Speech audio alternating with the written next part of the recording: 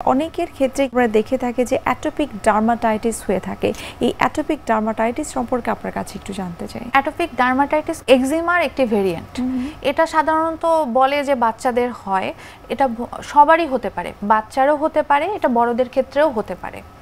এক্সিমার variant হিসেবে আমরা atopic দেখা যায় অনেক অ্যাটোপি থাকে যাদের অ্যাজমা, ক্রনিক অ্যালার্জিক রাইনাইটিস এই ধরনের প্রবলেমগুলো থাকে, দেখা যায় অ্যাটোপিক ডার্মাটাইটিস নিয়ে আসে। বাচ্চাদের ক্ষেত্রে বেশি আমরা রোগী পাই যে অ্যাটোপিক ডার্মাটাইটিস প্রেজেন্ট করছে।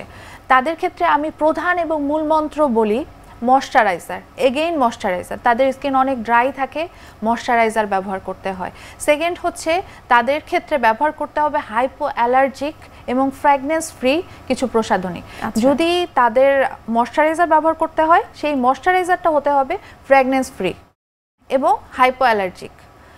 চেষ্টা করতে হবে সারাক্ষণই তাদের শরীরে ময়শ্চারাইজার দিতে। কোনো হার্শ সোপ, দেখবেন সাবানে ক্ষার থাকে, এই ক্ষার কিন্তু স্কিন আরো ত্বককে আরো ড্রাই করে দেয়। তো আমরা চেষ্টা করি যে বাচ্চাদেরকে যাতে এই হার্শ সোপ বা সাবান ব্যবহার করতে না হয়, যেটাকে আমরা বলে থাকি paraben free, fragrance free, alcohol free. দেখা যায় এই ধরনের প্রোডাক্টগুলো যদি বাচ্চাদের ক্ষেত্রে একটু অ্যাভয়েড করা যায়, তারা একটা কন্ট্রোলের মধ্যে থাকে।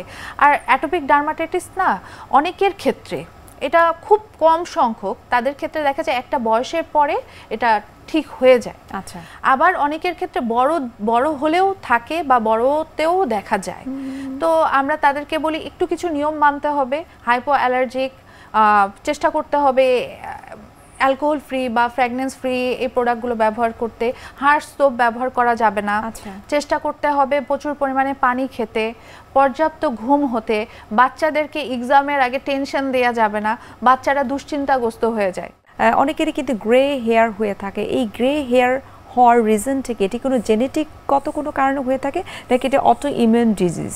গ্রে হেয়ার কিন্তু আমাদের মেডিকেলের ভাষায় পোলিওসিস বলি আমরা। হ্যাঁ, এটা অনেক কারণে হতে পারে।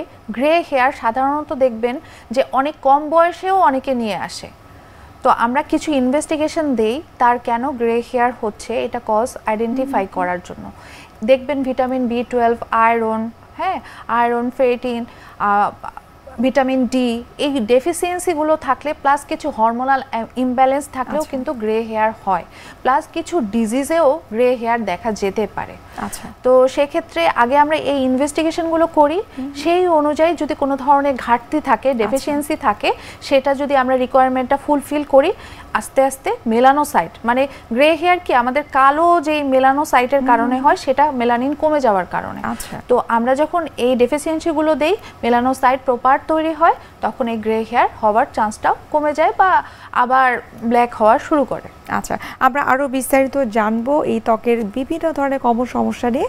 তবে তার আগে আমরা একটু দেখে নিচ্ছি আমাদের স্বাস্থ্য প্রতিদিনের নিয়মিত আয়োজন, কি খাবেন কেন খাবেন এই সেগমেন্টটি।